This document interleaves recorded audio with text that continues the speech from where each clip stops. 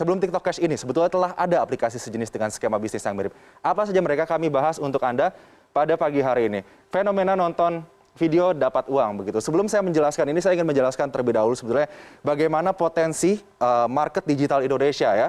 Kita punya 170 juta pengguna internet aktif begitu di Indonesia. Ini menjadi aset yang sangat penting begitu bagi bangsa Indonesia. Bahkan bisa dikatakan jika sebuah perusahaan startup misalnya atau perusahaan rintisan ingin memenangkan market atau pasar di Asia Tenggara, ia hanya harus menangkan pasar di Indonesia karena pengguna internet kita yang sangat besar. Tapi ini juga memberikan sebuah ancaman. Seperti apa? Kejahatan siber. Kejahatan siber bagi para penggunanya yang tidak terliterasi dengan baik terkait dengan keuangan digital. Kalau terkait dengan keuangan digital sendiri, ada yang namanya money game. Nah, money game ini yang sedang ramai diperbincangkan karena money game ini menganut skema Ponzi. Nanti kita akan bahas lebih jauh terkait skema Ponzi ini, tapi saya akan jelaskan terlebih dahulu aplikasi-aplikasi yang memberikan penghasilan kepada para penggunanya hanya dengan menonton iklan ataupun video. Yang sedang ramai diperbincangkan saat ini yaitu TikTok Cash. Nah, ini dia. TikTok Cash saat ini sudah memiliki anggota 500.000 orang. Mungkin saja lebih saat ini begitu ya. Namun TikTok sendiri, TikTok merupakan anak perusahaan dari ByteDance begitu, sudah mengeluarkan pernyataan bahwa tidak memiliki keterkaitan atau tidak berhubungan sama sekali dengan TikTok Cash. Jadi sudah ada pernyataan resmi dari TikTok bahwa tidak ada hubungan dengan TikTok Cash ini. Jadi harus diwaspadai begitu ya. Kemudian bagaimana cara para anggotanya ini bisa mendapatkan uang atau pundi-pundi rupiah? Hanya dengan memfollow akun, like, dan nonton video TikTok saja begitu. Ini dikatakan bahwa dengan memfollow akun, like, dan nonton video TikTok ini akan langsung berhubungan dengan internet celebrity begitu. Jadi dikatakan di sini dengan berhubungan dengan internet celebrity ini akan memberikan suatu hubungan yang mutual atau win-win solution antara para penonton anggota ini dengan para internet celebrity ini yang grafik atau traffic TikToknya akan melesat naik karena banyak yang nonton. Kemudian anggota juga harus membayar biaya pendaftaran. Nah, ini dia. Biaya pendaftaran dan terdiri dari tingkatan level. Ini saya akan bahas ya. Semoga saya membahasnya ini tidak menjadi sebuah promosi, tapi ini sebagai sebuah langkah precaution bagi Anda semua begitu ya.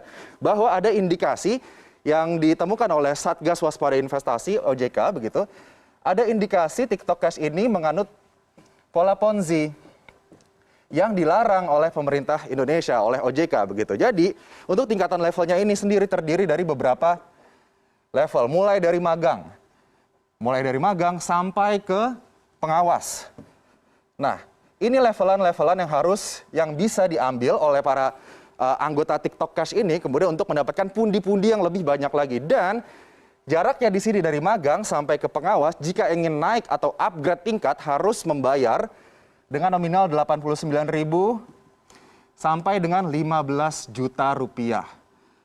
Nah, nanti kita akan bahas terkait dengan penambahan biaya untuk upgrade ini karena terindikasi Ponzi oleh Satgas Waspada Investasi OJK. Saat ini masih terus diselidiki oleh OJK terkait dengan TikTok Cash ini. Karena kalau nantinya terbukti melakukan skema Ponzi ini pasti akan merugikan para anggotanya yang sudah menginvestasikan uang cukup besar begitu untuk TikTok Cash.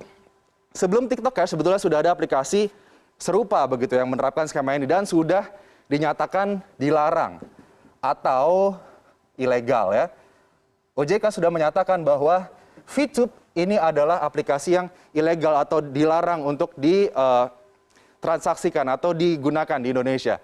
Ternyata VTube ini sudah di-download lebih dari 10 juta kali di Play Store. Kemudian dia juga sistemnya untuk mendapatkan uang adalah memberikan poin penghasilan bagi anggota. Kemudian diperbolehkan transaksi jual beli poin antara anggota. Mendapatkan referral point jika berhasil membawa anggota baru. Jadi kalau misalnya Anda berhasil skemanya seperti member get member gitu ya. Jika Anda membawa member baru kepada VTube ini, Anda akan mendapatkan poin dan kemudian poin itu nanti akan bisa dirupiahkan ataupun nanti dirupiahkan karena satu koin VTube ini senilai $1 atau sekitar 14.000 rupiah begitu ya.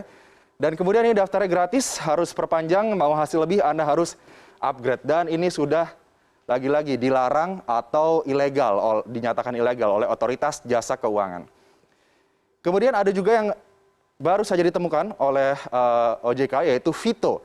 Vito ini sama, hanya menonton iklan minimal 1 kali, maksimal 100 iklan dalam sehari. Kemudian durasi iklannya itu 20 detik, pengguna dibayar Rp3.000 per iklan dan bonus akan dikirimkan langsung ke rekening pengguna. Tidak ada misi khusus dan referral, karena biasanya Anda harus menyelesaikan suatu misi tertentu di suatu level untuk mendapatkan rupiah atau bisa memonetasi uang ataupun poin di akun aplikasi digital ini, begitu ya. Ini juga masih diselidiki oleh OJK. Sebetulnya selain 3 aplikasi tersebut sudah banyak aplikasi lainnya, begitu ya, yang terindikasi menerapkan skema Ponzi atau piramida.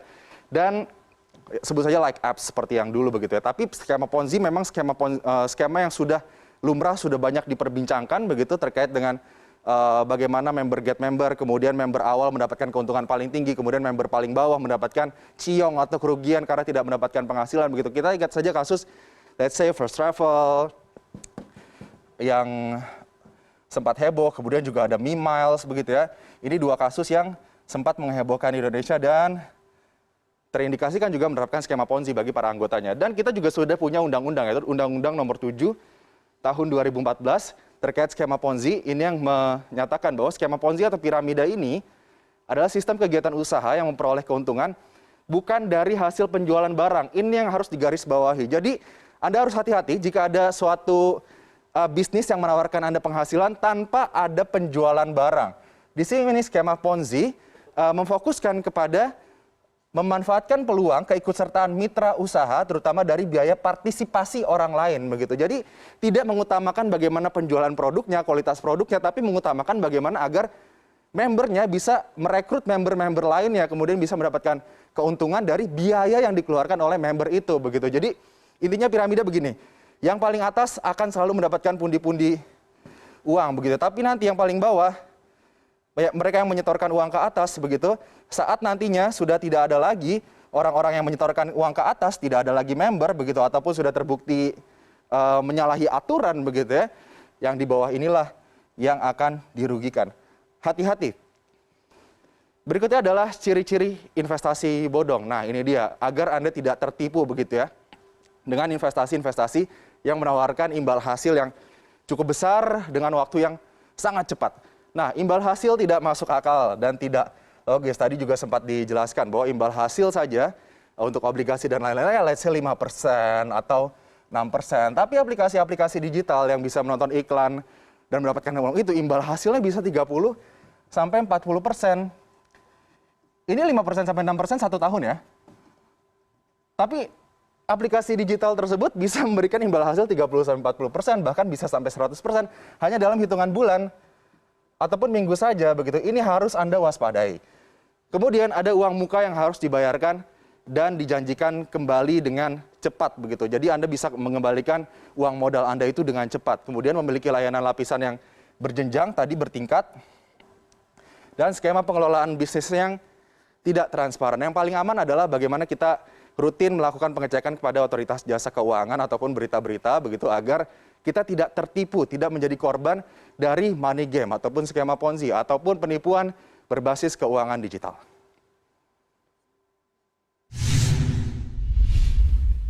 Pertamina merilis obligasi global sebesar 1